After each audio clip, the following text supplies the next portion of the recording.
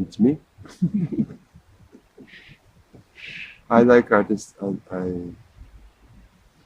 I enjoy the singularity of some artists, and the pieces that I perform tomorrow are definitely about very singular people and artists. They were each one in his or her own way was a rebel in the world of dance. Let's say Nijinsky as a choreographer and a dancer, mostly as a choreographer, even more than as a dancer. I mean, he was a great dancer, but when he became a choreographer, he broke all the rules. Legendarniят was a cabaret artist who really she was very stubborn, and she did what she did, and this upset quite a lot of people. But I think she had a very strong understanding of the necessity to be yourself. Josephine Baker was also, I mean, she came from America. They dropped her, or they didn't drop her. She fell into Paris and became an overnight star, but everything was wrong about the image.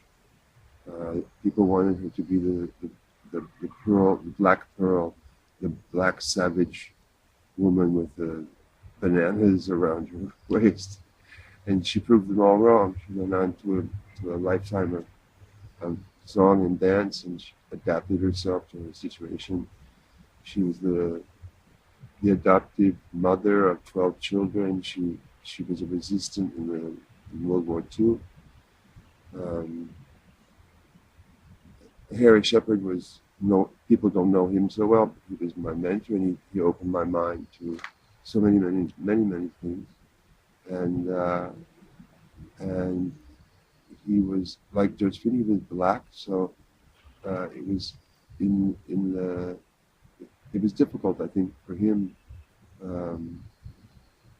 to work because he was working in a world of white people, and even though he was a fantastic dancer and choreographer, a lot of people didn't want that because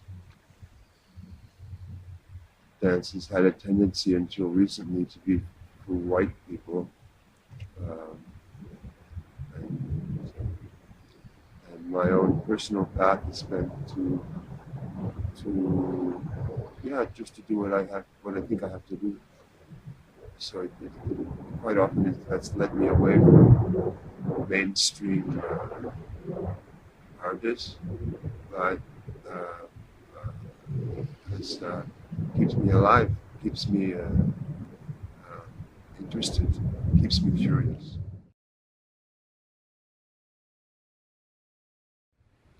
Well, because it's quite often when things become mainstream, they become politically correct, meaning that they become dominated by the people who have the power. And if you go outside of that, whether you did it on purpose or not, the people in power will have perhaps a hard time understanding, or maybe it takes a long time for people to understand, or maybe they never understand.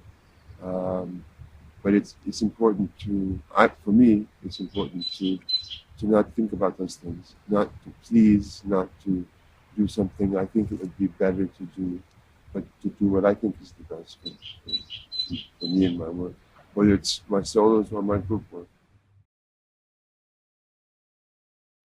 Well, I just said that if the solos, the homage is more passing through the mask of the person who I'm working about. This new solo there's not even the mask of myself. In 2003, I made a solo for myself called Song and Dance, and there it was no longer for other people, but it was for me, and it was still concerned the artificial, or the mask. And in the new solo, I've really attempted to take completely the mask away and just be myself.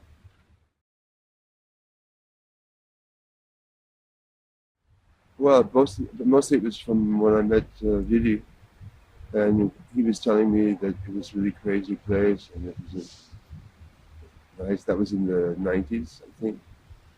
So I thought, oh, I'd like to check that out because I like places that are a little bit unusual. And it didn't happen then. We tried, but it never happened. And so I was really happy when he contacted me again to come down. And we'll see. Maybe everything has changed, or maybe there's still pockets of craziness in the city. Who knows? I think if there are, he must know where they are.